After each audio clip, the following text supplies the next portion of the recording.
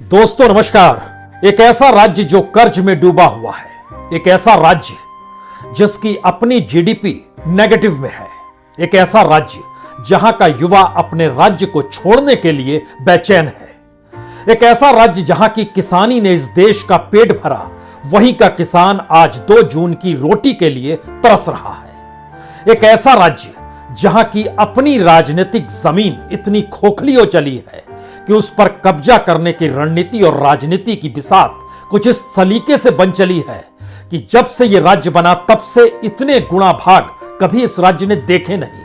लेकिन इस बार के चुनाव में इस राज्य के सामने 1 नहीं, 2 नहीं, 3 नहीं, 4 मुख्यमंत्रियों के चेहरे हैं। सभी मुख्यमंत्री बनना चाहते हैं, लेकिन उस राज्य को वो दे क्या पाएंगे, इसका विजन और इसका मैनिफेस्टो किसी के पास नहीं है। इस राज्य का नाम पंजाब है। जिस राज्य ने इस देश में इतना अन्न उपजाया कि इस देश का पेट भर गया, उसी राज्य की आर्थिक स्थिति, उसी राज्य की सामाजिक परिस्थिति और उसी राज्य की राजनीतिक परिस्थितियों की जमीन पर हम चाहते हैं आज आप खड़े हो जाएं, क्योंकि दुनिया भर की नजर पंजाब को लेकर लगातार ठिठकती रहती है। कनाडा से भी आवाज आती है पंजाब में इस बार क्या होगा, ऑस्ट्रेलिया से भी आवाज आती है, यूनाइटेड किंगडम यानी ब्रिटेन से भी आवाज आती है, और अमेरिका में बसे हुए सिखों को भी इस बात की चिंता है कि आखिर पंजाब में होगा क्या। मालवा का इलाका जो पूरे तरीके से किसानी से पटा पड़ा है, और जो भी मुख्यमंत्री की रेस में है वो सभी मालवा से आते हैं, और उस मालवा की जमीन पर जो जमीन के नीचे का पानी है वो लगातार और नीचे दर और नीचे होता चला जा रहा है, जहां की मंडियां आज की तारीख में अनाज खरीद पाने की परिस्थितियों को झेल नहीं पा रही है, जहां के आड़ती खत्म हो चले हैं। उस मालवा से निकलकर अपने अपने तरीके से सीएम बनने का दावा जो कर रहे हैं उनकी फेरिस्त एक तरफ है, लेकिन इस पंजाब के भीतर का सच क्या है। राजनीतिक तौर पर 2022 पंजाब के लिए इससे पहले के किसी भी चुनाव से कहीं ज्यादा महत्वपूर्ण हो चला है। क्या यह इसलिए है क्योंकि पहली बार राज्य का एक मुख्यमंत्री दलित समुदाय से आता है? यह पहली बार है जब प्रधानमंत्री की सुरक्षा में चूक हुई और राष्ट्रीय तौर पर यह मुद्दा कुछ इस तरीके से गूंजा कि राज्य के दलित मुख्यमंत्री को ही कटघरे में खड़ा कर दिया गया? या फिर उसी मुख्यमंत्री ने जिस तरीके से इस पूरे कांड को अपने अनुकूल करने के लिए तमाशा भी किया, क्या यह राजनीतिक मुद्दा है? या फिर राजनीतिक मुद्दा यह है कि दिल्ली का मॉडल पंजाब के मॉडल में कहीं फिट बैठा दिया जाए? या फिर मॉडल यह है कि देखिए किसानों को लेकर हमने एनडीए में साथ छोड़ दिया, मंत्री पद त्याग दिया और अलग की राह पकड़ ली। अकाली का रास्ता क्या यह है? और जिस कैप्टन का चेहरा और जिस कैप्टन की साख पर 5 बरस पहले कांग्रेस जीत कर आई, उसी कैप्टन को दरकिनार कर दिया गया, और यह कहते हुए किया गया और इसकी जानकारी खुले तौर पर परोसी गई कि वह दिल्ली की सत्ता के अनुकूल काम कर रहे थे। या फिर उन पर ईडी के केस थे, इसीलिए उनके पास खुलकर कुछ कहने की ताकत नहीं थी? या फिर यह सीमावर्ती राज्य है जो सीधे तौर पर पाकिस्तान की सीमा से सटा हुआ है, वह भी मुद्दा है क्या? और खास तौर से तब भी जब आप अटारी बॉर्डर पर पहुंचते हैं तो लगभग 3 बरस पहले की परिस्थितियों में चले जाइएगा तो वहां के व्यापारियों की जो आर्थिक स्थिति थी बहुत बेहतर थी। अफगानिस्तान से भी माल आता था तो उसी रास्ते आता था, पाकिस्तान से भी द्विपक्षीय व्यापार होता था तो उसी रास्ते होता था, लेकिन अब सब कुछ ठप पड़ा है। पंजाब के भीतर की उत्पादन, पंजाब के भीतर का इंफ्रास्ट्रक्चर, पंजाब के भीतर की इंडस्ट्री, पंजाब के भीतर का सर्विस सेक्टर, सब कुछ तबाह हो चला है क्या? और जो अलग अलग उद्योग जो चाहे लुधियाना में चलते हो चाहे पटियाला में चलते हो, इस दौर में मजदूरों के पास काम नहीं है। मनरेगा मजदूरों की तादाद बढ़ी है तो फिर चुनावी मुद्दे होंगे कौन से? हमें लगता है एक एक करके आज इन परिस्थितियों को टटोल लीजिए, क्योंकि यह एक ऐसा राज्य है जो भीतर से इतना खोखला हो चला है कि उसकी गद्दी पर कौन बैठेगा और बैठने के बाद क्या कुछ कर देगा, यह भी अपने आप में किसी जादुई परिस्थितियों के समान है। इन आंकड़ों को परखने के साथ एक बात और जहन में रखिए, जो भी पॉलिटिकल पार्टी कह रही है हम सत्ता में आएंगे तो महिलाओं को ये दे देंगे, जो भी आता है कहता है हम पावर सब्सिडी दे देंगे या बिजली दर माफ कर देंगे, जो भी आता है कहता है हम पेंशन बढ़ा देंगे, सामाजिक सुरक्षा देने लगेंगे, उसके नाम पर भी आपको पैसा दे देंगे। जो भी आता है कहता है पिछड़ों को भी रियायत दे देंगे। इन तमाम पॉलिटिकल पार्टीज को जब आप छुइएगा तो आपकी जानकारी में आएगा कि अच्छा, इतनी बड़ी तादाद में, तब तो ये लगभग 80,000 करोड़ रुपया, इतना पैसा सबके पास कहां से आएगा? वह राज्य जो तकरीबन 3 लाख करोड़ के घाटे और कर्ज में डूबा हुआ है। जरा इन परिस्थितियों को समझने की कोशिश इसलिए कीजिए क्योंकि मौजूदा वक्त में जो चारों रेस में है या पांचों रेस में है, पांचवें का मतलब यहां पर बलवीर सिंह राजोवाल को भी हम जोड़ना चाहते हैं। किसानों के आंदोलन और उसके बाद पॉलिटिकल पार्टी के जरिए चुनाव मैदान में उनकी संयुक्त समाज पार्टी भी है। वह खुद चुनाव लुधियाना के समराला से लड़ रहे हैं। यह मालवा का इलाका है। जो लुधियाना की सीट है, यहां पर 14 विधानसभा की सीटें रही है, जिस पर कांग्रेस ने पिछली बार 8 पर कब्जा किया था। आम आदमी पार्टी ने 3 पर कब्जा किया था।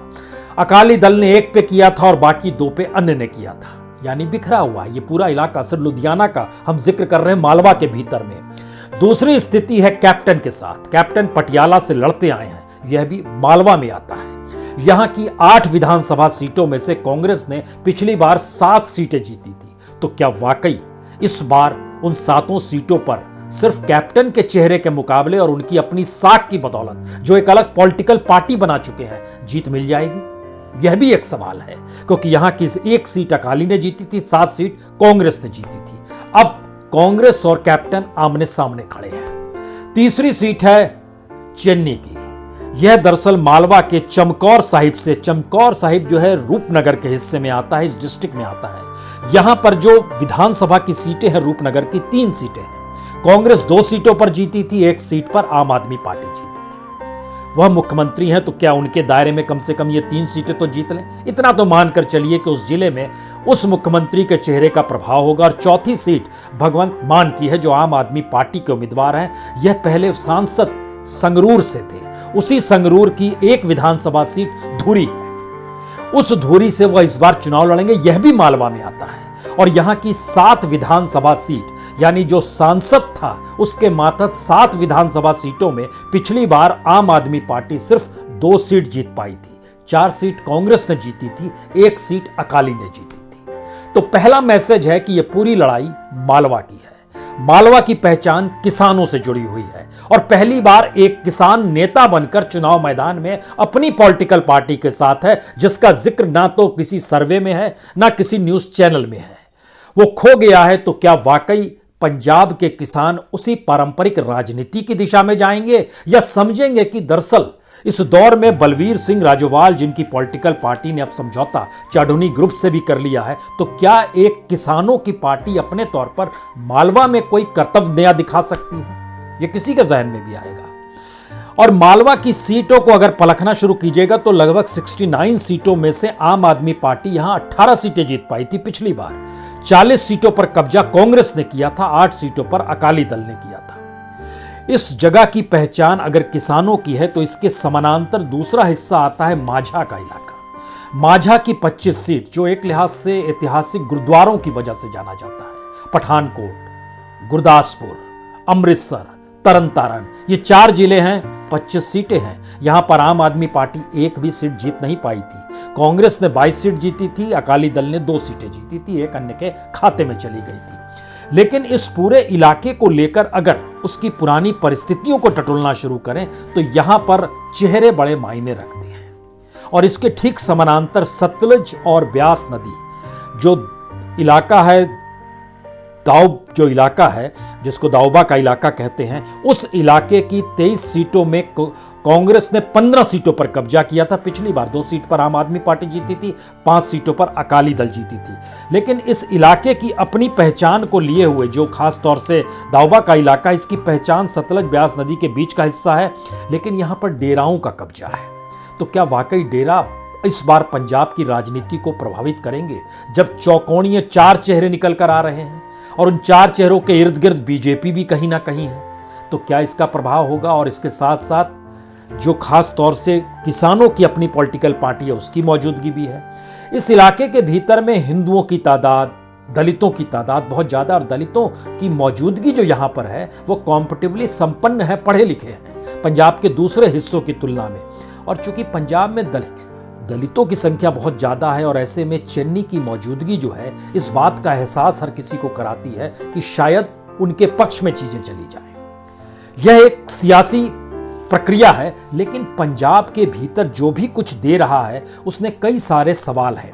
जब आप मालवा से निकल कर लड़ाई लड़ रहे हो तो मालवा के किसानों को लेकर आपने कुछ सोचा है?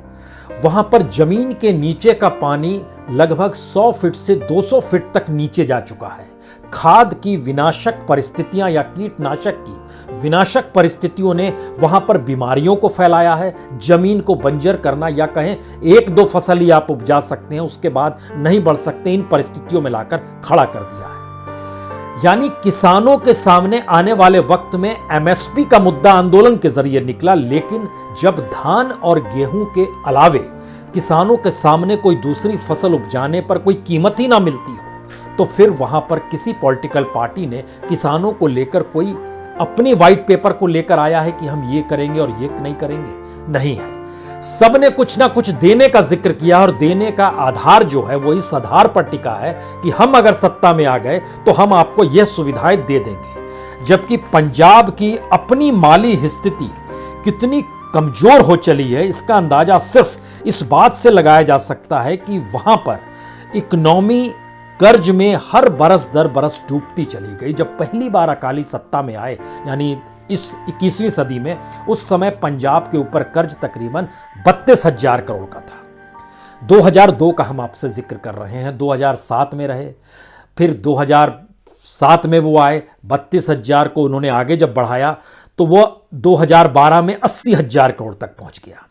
2007 में अकालियों का चुना जाना, 2012 में अकालियों का चुना जाना और 2017 में जब कांग्रेस के पास सत्ता आई तो कर्ज में डूबा हुआ राज्य 1,82,000 करोड़ में पहुंच गया। और अब जब चुनाव होने जा रहे हैं तो ये 2,82,000 करोड़ में पहुंच जाएगा। इतने कर्ज में डूबे हुए राज्य के भीतर में जो ऐलान है पॉलिटिकल पार्टीज का, सब्सिडी के नाम पर, सुविधाओं के नाम पर, हर महिला को 1,000 रुपए देने के नाम पर, पेंशन के नाम पर, मुफ्त बिजली के नाम पर, पिछड़ों की रियायत के नाम पर 85,000 करोड़ रुपया तो ये हो गया, कहां से लाएंगे?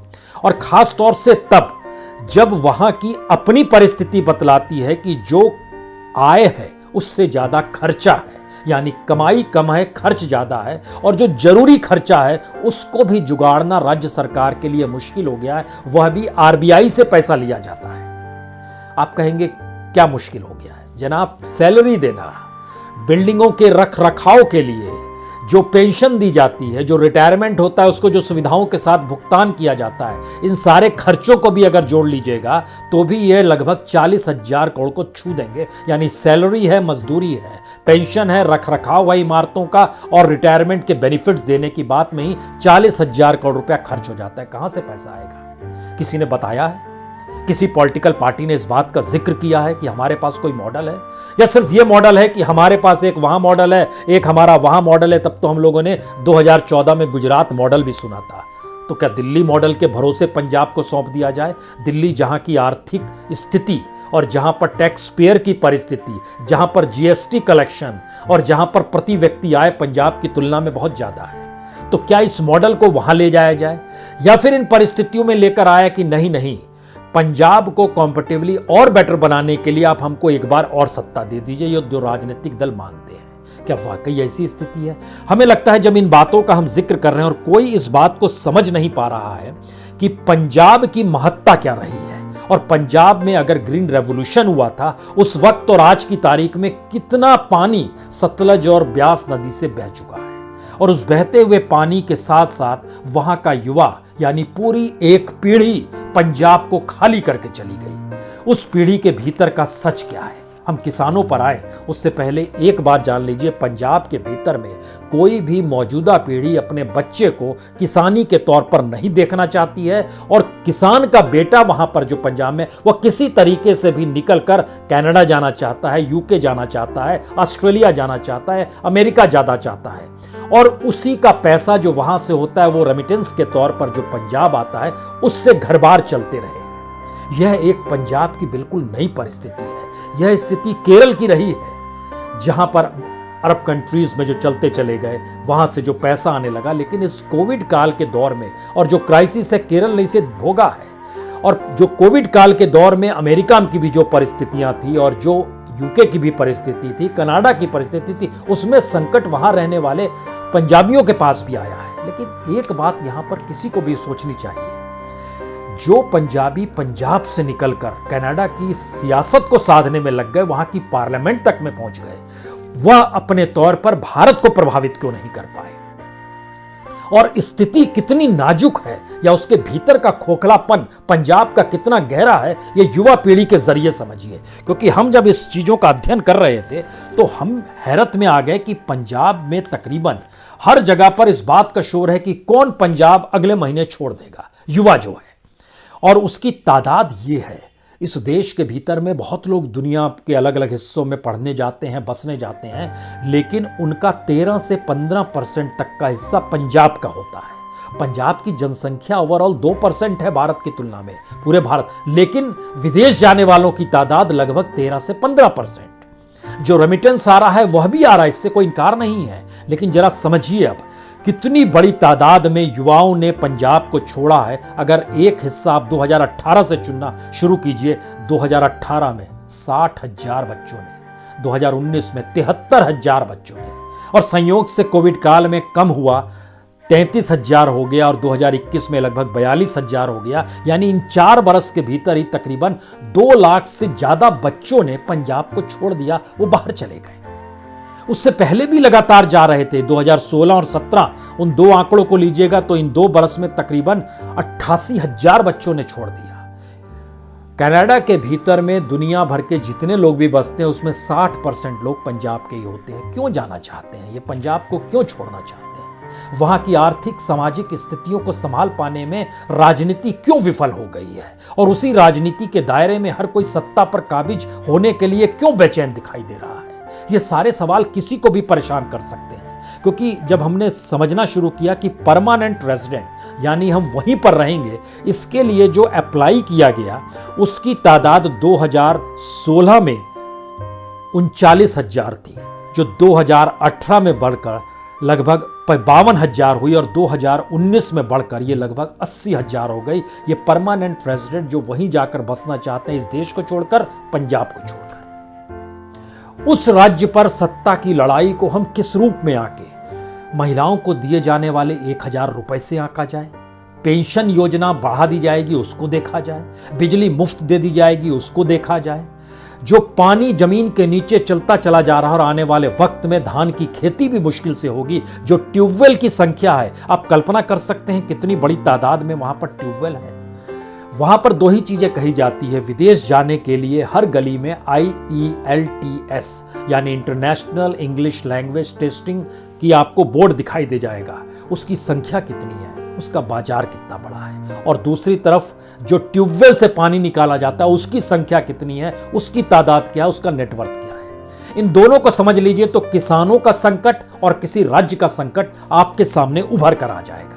IELTS जो है पूरे पंजाब के भीतर में तकरीबन 5,000 अलग अलग बोर्ड आपको दिखाई दे जाएंगे। ये अलग मसला है कि उसमें 90% अनरजिस्टर्ड है, और इसकी पूरी इंडस्ट्री जो है 1,500 करोड़ की है। इतनी बड़ी इंडस्ट्री में सिर्फ विदेश जाने का रास्ता खुला हुआ है। और जब हमने जानकारी हासिल की कि कितने बच्चों ने अप्लाई किया है तो पता चला इस बरस लगभग 5 लाख बच्चे IELTS यानी वो बाहर छोड़कर जाना चाहते हैं, उन्होंने अपीयर हुए इस परीक्षा के भीतर में। और ये संख्या ऐसा नहीं है कि पहले कम थी या बढ़ गई, ये एक औसत की परिस्थिति है जहां से 4 से 5 लाख के भीतर में बच्चे हर बरस अपीयर होते हैं इस एग्जाम को लेकर। जो जा पाते हैं उनकी संख्या हमने आपको बता दी, जो एक लिहाज से सबसे कम जो है 2020 में कोविड काल में था 33,000, उससे पहले और ज्यादा था। अगर इन परिस्थितियों में दूसरी स्थिति जो हम आपसे ट्यूबवेल का जिक्र कर रहे थे, ये हैरत अंगेज इसलिए स्थिति है क्योंकि ट्यूबवेल की स्थिति पंजाब में जो नदियों का राज्य कहा जाता है, वहां पर कभी किसानों की ऐसी परिस्थिति थी नहीं। लेकिन उस बारे में जब हमने सरकारी आंकड़े को देखना शुरू किया और समझना शुरू किया क्या वाकई ऐसी स्थिति है, तो जानकारी मिली कि लगभग हर बरस जो है 2 लाख ट्यूबवेल इस दौर में लगते चले जा रहे हैं। और यह कल्पना के परे है कि आज की तारीख में वहां पर लगभग 17 लाख ट्यूबवेल लग चुके हैं। 17 लाख ट्यूबवेल, किस राजनीति की बात करें और किस सत्ता का जिक्र करें और किसके जरिए वहां की इकोनॉमी को संभालने का जिक्र किया जाए। 3 सवाल का जवाब कोई भी पॉलिटिकल पार्टी या कोई भी मुख्यमंत्री बनने का चेहरा क्या दे पाएगा। उसके सामने एग्रीकल्चर को लेकर कौन सा विकल्प है जो पंजाब के किसानों को किसानी करते हुए अगली पीढ़ी को भी किसानी कराने की परिस्थिति में लाकर खड़ा कर दे। यहां एक चीज पहले समझ लीजिए, इस देश की जीडीपी में कृषि का योगदान 14 से 16% के बीच रहता है। पंजाब के भीतर में कृषि का योगदान 25 से 30% के भीतर रहता है। और जिस काल में इंडस्ट्री बैठ गई, मैन्युफैक्चरिंग बैठ गई, सर्विस सेक्टर बैठ गया, उस काल में भी एग्रीकल्चर ने पंजाब को बचा कर रखा। हम इस बात का जिक्र कर रहे हैं, इन सब के बावजूद भी वहां पर गरीबी, मुफलिसी और जिस तरीके से है, क्या इसका कोई उपाय किसी पॉलिटिकल पार्टीज के पास है कि अल्टरनेटिव उसके पास क्या है, विकल्प क्या है, वो किस रूप में चीजों को खड़ा करेगा? क्योंकि अगला हिस्सा जो आता है वो गरीबी का आता है, जो और डराने वाला है। इतनी बड़ी तादाद में पंजाब के भीतर में जो गरीब हैं, जो बीपीएल हैं, गरीबी रेखा से नीचे हैं, जो अंत्योदय कार्ड पर चलते हैं, और 1 लाख परिवार ऐसे हैं जिनके पास अंत्योदय कार्ड है। जो गरीबी रेखा से नीचे हैं यानी बीपीएल हैं, उसमें शेड्यूल कास्ट के लगभग 16%, ओबीसी के लगभग 9%, अपर कास्ट के लगभग 3%। कुल जमा संख्या 3 करोड़ है। और किसान जो परिवारों के साथ वहां पर निर्भर है पूरी तरीके से खेती पर, उनकी संख्या 1 करोड़ है। बाकी उसके साथ व्यापार हिस्से को जोड़ दीजिएगा तो पंजाब के भीतर में 3 करोड़ की जनसंख्या में से आपको 2.25 करोड़ लोग ऐसे ही मिलेंगे जो खेती से ही जुड़े हुए हैं। लेकिन यह खेती उस राजनीतिक मैनिफेस्टो से हटकर है जो मुख्यमंत्री बनने को बेचैन है। जब सभी छोड़कर जाना चाहते हैं तो आप पंजाब में किस पे कब्जा करना चाहते हैं? कनाडा से जो बेचैनी दिखाई देती है कि हम तो पंजाब में एक पीढ़ी पहले छोड़कर आ गए या पिछले दिनों, लेकिन हमें चिंता है पंजाब की। किस बात की चिंता है आपको? पंजाब को संभालने की परिस्थिति में क्या पंजाबियों ने अपने आप में उन परिस्थिति को देखा है, समझा है? वहां की एग्रीकल्चर खत्म हो गई, युवा पीढ़ी गायब हो गई, एजुकेशन सिस्टम सिर्फ विदेश जाने के रास्ते को नापने लगा, मेडिकल इंफ्रास्ट्रक्चर कमजोर होता चला गया, गांव के भीतर की परिस्थिति नाजुक होती चली गई, बीमारियां इस रूप में चली कि पंजाब ही एकमात्र राज्य है जहां पर कैंसर एक्सप्रेस चलती है इलाज के लिए। और कैंसर एक्सप्रेस उसी खेती से निकली है जिसने वहां पर ग्रीन रेवोल्यूशन इस देश को दिया। जो अनाज उपजता था वह किस जहरीली जमीन के जरिए और वहां उपजने वाली चीजें किस रूप में जहर फैलाती चली गई, यह भी पंजाब का सच है। किस मुद्दों पर, किन चेहरों पर जिक्र किया जाए और किन आश्रय जिक्र किया जाए? प्रधानमंत्री की सुरक्षा में चूक हो गई, यह सबसे बड़ा मुद्दा है। लेकिन जिस राज्य की पूरी युवा पीढ़ी पंजाब छोड़कर चली गई वो कभी मुद्दा नहीं बन पाया। जहां पर किसानों ने आंदोलन किया और समूची दुनिया में उसकी गूंज हो गई, वही किसानी संकट में इसलिए आ रहा है कि कोई पॉलिसी इस देश में एग्रीकल्चर को लेकर और पंजाब के भीतर एग्रीकल्चर को लेकर आने वाले वक्त में कैसे सहेजा जाएगा, इसको लेकर नहीं है। हर किसी को जरूर दिखाई दे रहा है कि मोगा में खास तौर पर अडानी के जो गोडाउन्स बन रहे हैं, हर किसी को दिखाई दे रहा है एफसीआई के गोडाउन्स कैसे धराशायी हो रहे हैं, हर किसी को दिखाई दे रहा है कि मंडी ध्वस्त कैसे हो रही है, सरकार ने इस रूप में कैसे मदद करना बंद कर दिया है। किसी को दिखाई नहीं दे रहा है कि वो राज्य अपने आप में सिर्फ रिजर्व बैंक से उधारी ले लेकर किसी तरीके से चला रहा है, लेकिन अपनी रईसी और ठाठ में कोई कमी आने नहीं देना चाहता है। और उसी सत्ता की गद्दी पर बैठने के लिए हर कोई आमादा है। उसे सुविधाएं चाहिए, उसे पता है परिजनों और परिवार को क्या लाभ होगा। इस दौर में एक नया मुद्दा आ गया, ईडी के छापों का भी। हमने सोचा उसकी भी जरा परिस्थिति को टटोला जाए। इस देश के भीतर में ईडी का सच क्या है, तो एक चीज जान लीजिए, ये पहली बार है भारत के भीतर में किसी सत्ता के 8 साल के टेन्योर में 2014 से 2021 तक के बीच में लगभग 6000 से ज्यादा छापे जो हैं आईटी के पड़े हैं और लगभग 3500 छापे ईडी के पड़े हैं। तो फिर पंजाब किस बिसात पर आता है? ईडी और आईटी तो सेंटर का खेल है।